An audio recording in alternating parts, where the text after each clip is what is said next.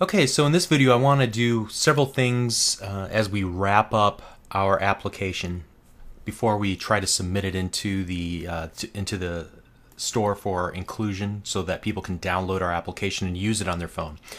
As you'll see off camera, I organized my code and I wrote some code comments, and there was a number of things that I did in the process of organizing the code. For example, if on the main page.xaml you scroll down, you'll see that there are these region areas, kind of this box around this gray text. If I hover my mouse cursor over it, you can see that there's code inside of it. You can see that also the line numbers jump from 53 to 90. So what's going on with that?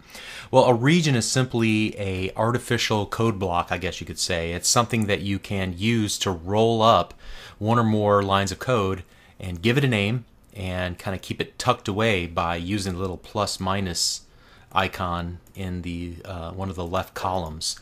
And the purpose of this is simple. It's just to help organize your code and remove the clutter, and to again, like I did here, give a friendly name to one or more, in this case, methods that are somewhat related, that kind of belong together, and keep them kind of congregated together and out of my way so that I'm not constantly running up against them as I'm reviewing my code. So there's a couple of things that I've done here. You can see I took all the app bar icon click events and I put them all within a region called app bar icon click events.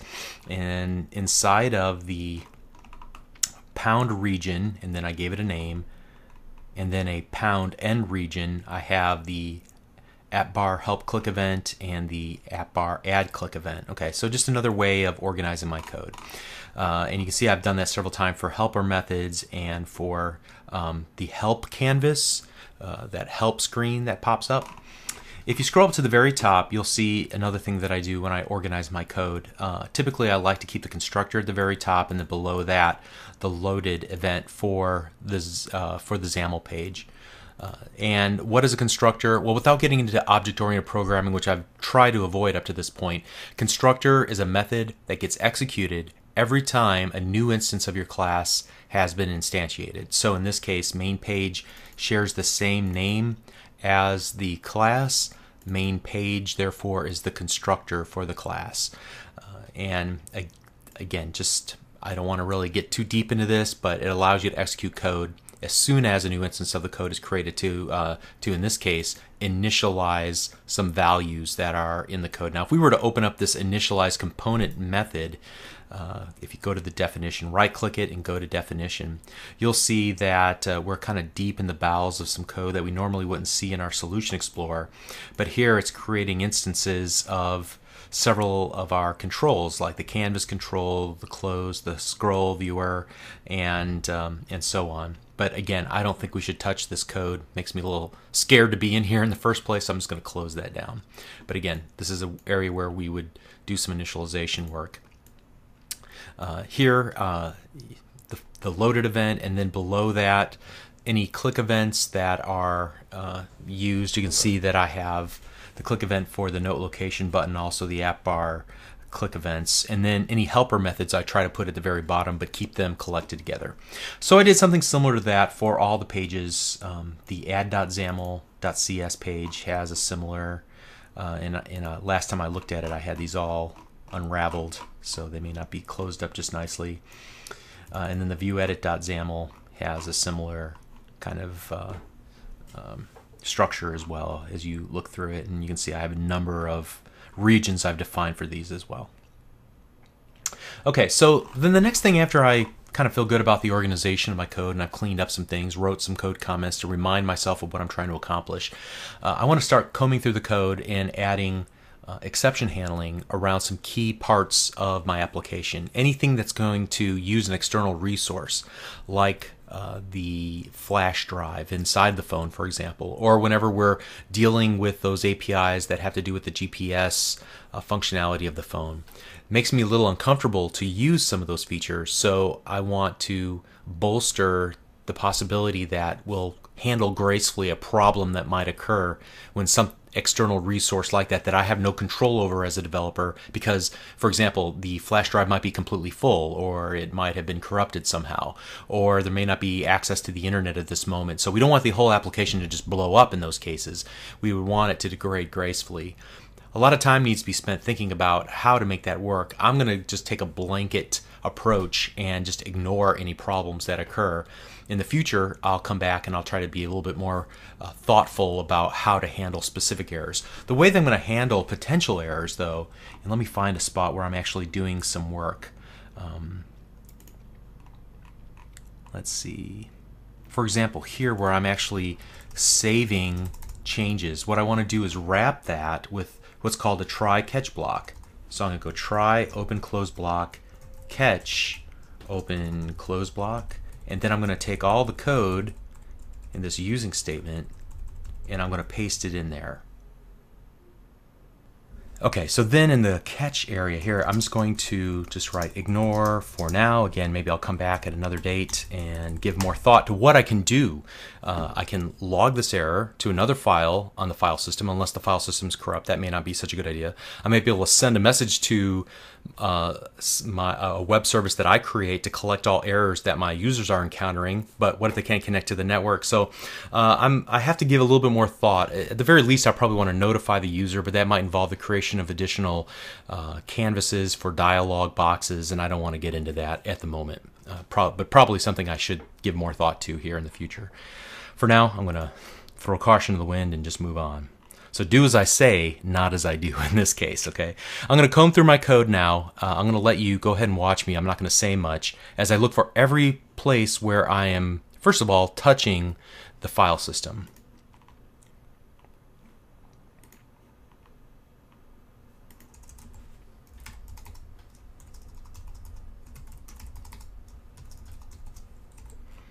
One more thing, let me just say this.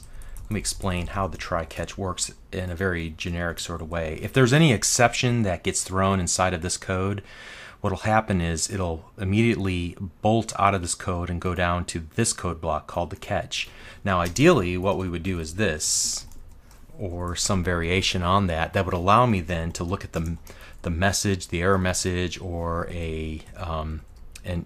the exception, an ID or a number of some sort, and then respond appropriately. In this case, again, I'm just going to ignore for now.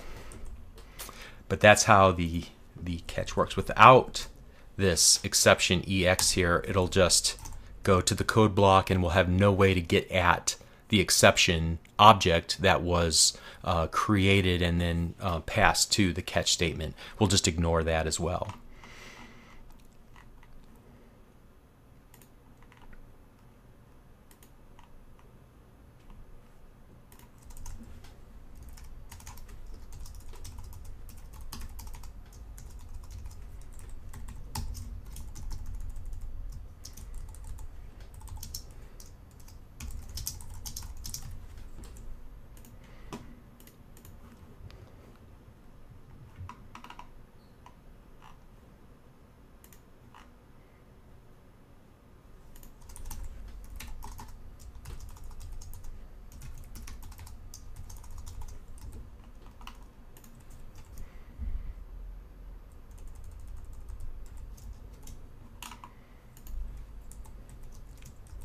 You might be wondering, why am I leaving some parts of code out, like for example here.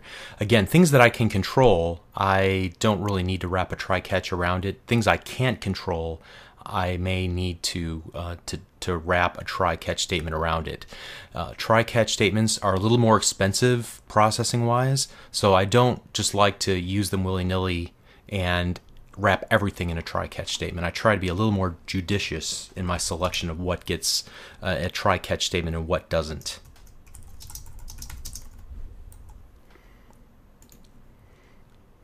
All right, so I think I've touched just about every part of my application, maybe except this.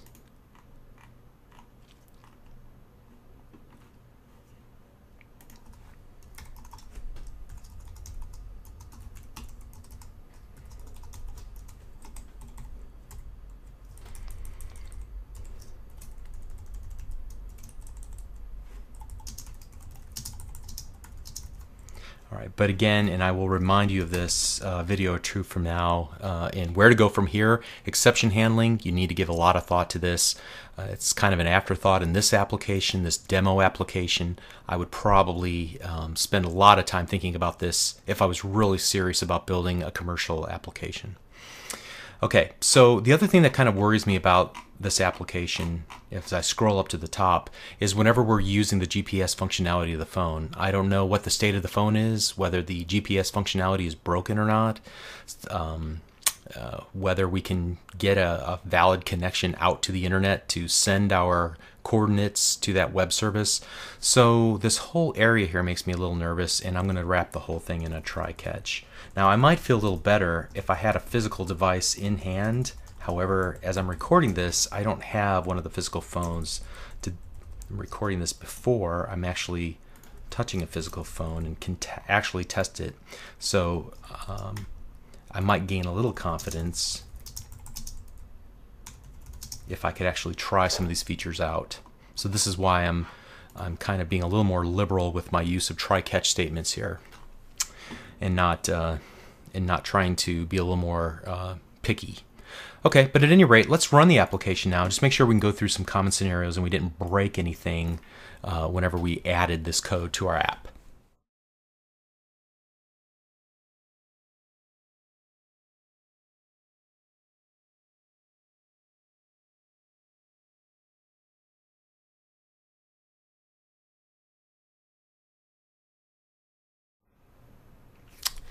Okay, so let's go ahead and add a new note. Save it. All right, that seems to work. Let's go ahead and edit the note. That seems to work. Let's go back and look at the note. Let's go back. Let's delete it. All right, so it looks to me like the application is functioning pretty well. Okay, so the next thing that I want to talk about then is the certification requirements for the phone. There's a document that, let's go ahead and stop this. There's a document that you can download if you go out to the App Hub at create.msdn.com. If you scroll down, you should be able to find a document called Windows Phone 7 Application Certification Requirements. It's a PDF document. You'll need Adobe Acrobat to read it. And if you can't find it here on this home page because it's gotten pushed down for some reason, you should be able to search in Bing and find it. At any rate, I've already downloaded it. And it'll give you the descriptions of the types of things that have to be in place before you go to the App Hub, create.msdn.com, and actually try to submit your application. So as you can see here, I've already opened up the document to section 4.0, which is the application submission requirements. And there is a long list, but some of these are pretty would be easy for us to actually implement. For example, the Zap package must contain the following. Well, first of all, it can't be more than 400 megabytes. I don't think that's going to be a problem. Our application is going to be small. We don't have any custom graphics or video or anything like that. I don't think that's going to be a problem for us. It'll need a valid Windows Phone application manifest file, the WM app manifest.xml. So we're going to need to make sure that that looks good, that all the settings are there. The title element in the WM app manifest XML must contain an application title. It can't be empty. The tile title is optional. We'll look at that in just a moment. A valid .NET application manifest file named appmanifest.xml. Okay, I know we have one of those. We've seen it, I think, on day one. The application icon that you want displayed on the phone start experience. The icon is optional for games. Well, that doesn't describe us. The application tile image that you want displayed when the user pins the application to the quick launch area. So what are they talking about there? Well, this is the quick launch area. And so what you can do to get this pinned is to hold down the icon with your mouse cursor or your finger eventually, and then select pin to start, or you can choose uninstall. Let's pin that to start, and now you can see it uses the icon and the Zap note, that name of the file inside of our WM app manifest.xml file. So we'll want to modify that. Now it gives you some information about the sizes for for those two icons that we need. The application icon has to be 62 by 62 in a PNG format. The application tile image has to be 173 by 173. As you continue scrolling down and looking at all of the various requirements for validation and things of that nature, I'm not going to worry about those so much. There is one other section here, the icons that are used for the marketplace. So we're going to need a 99 by 99, a 173 by 173, and a 200 by 200 sized image desktop application icon for Windows Phone Marketplace Catalog. Additionally, in section 4.6, we're going to need an application screenshot that's 480 by 800, and I believe that it should be a direct capture. It cannot be enhanced in any way. Okay, so what I did before I started recording this video was I went off and started creating some of these assets. So it took me a little while because I'm not a very creative person. Again, if you're waiting for just a beautiful design from me, you'll be waiting quite some time. But I've got this Zap Notes 62 by 62.png, and then I have a version of this file that allows plenty of space underneath it for the Windows Phone to put the name of the application below it. Then I have the 99 by 99 icon. As you can see here, it just I'm going to double click it. You can see that it's the icon I've been using plus the name, and I used a Helvetica font. I think the other requirement is the icon that you put in the marketplace cannot look dramatically different from the icon that the phone actually uses. So I just stuck with the same icon. And here's the 200 by 200 version. And also what I needed was a screenshot, a 480 by 800 screenshot. And what I did was I simply just went to the emulator, I clicked the plus, and I went to 100% and clicked OK. And then I resized this on my screen. You can't see it in this recording area. And then I opened up in Windows 7, there is an application called the snipping tool, and you can use that to just like capture a big area. And then I pulled it into a graphic editor and measured out 480 by 800, which happened to be pretty much everything right inside of the Chrome of the phone. So let's not change that at the moment. And let me change this back to 50%. Okay, great. Now what I'm going to need to do is get these two icons into my application. So what I want to do is just highlight them both, and I'm going to drag and hover over and then drop them here into my project.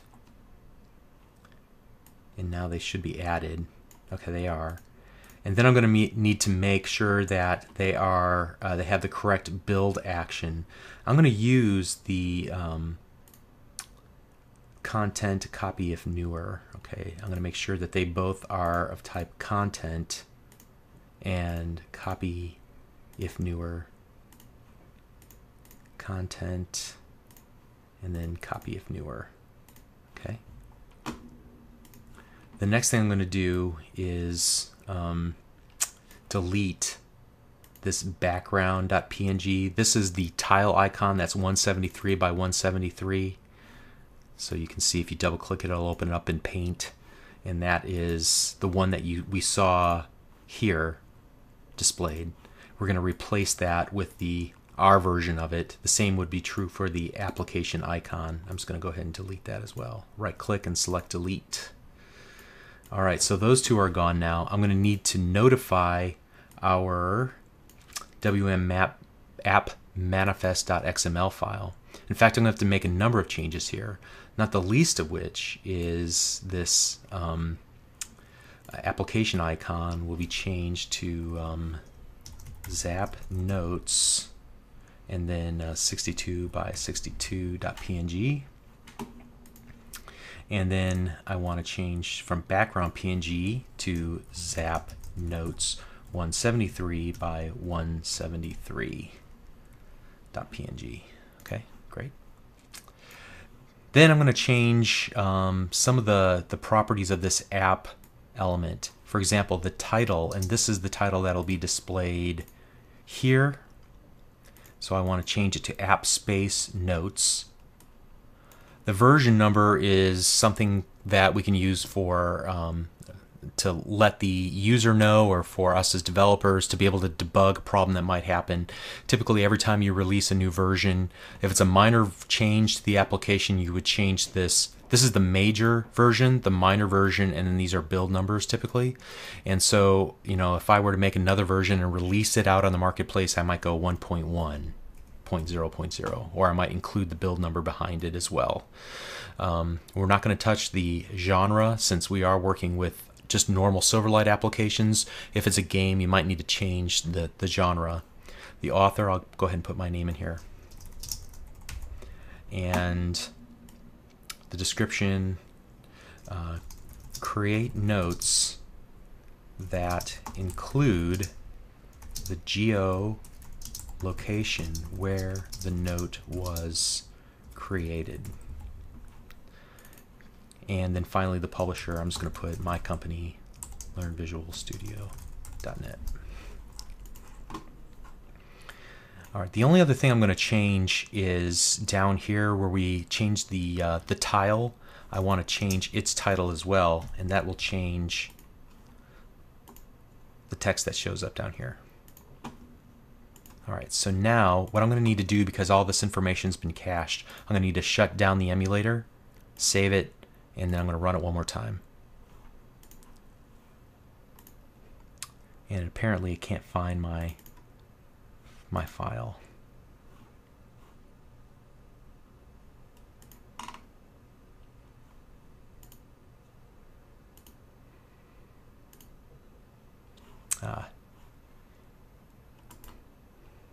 Because I named it wrong.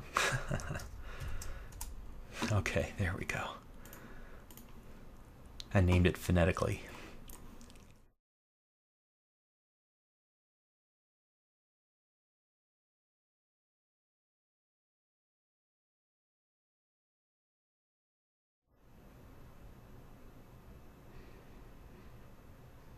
Okay, so what we're interested in are the icons. Zap Notes looks awesome. Maybe a little bit on the big size there. Let's go ahead and pin it to the start menu. And then Zap Notes looks good there, although I could bring that down a little bit. So this would probably be the opportunity for me to make some changes to the icons so that they look more like their neighbors, in their various places here. You might be wondering, how do you ensure that the background color is the same as whatever the accent color is chosen by the user? And to my knowledge, there's no way to do that right now. Perhaps in a future version there'll be some guidelines around how to do that. I just went with the default color that was given to us in the background and the application icon.png files. Okay, so then the last thing that we're going to need to do before we try to submit this to the App Store is to change the build information. So I'm going to select on solution and then change the active configuration from debug to release, and then I'm going to select build solution. And once the build succeeds, then I want to go look for this in the bin directory.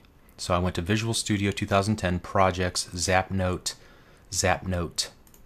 bin release, and now these are all the files that I believe I will need for the release version as I upload this to the create.msdn.com site. And that'll be the next thing that we do in the next video, so we'll see you there. Thank you.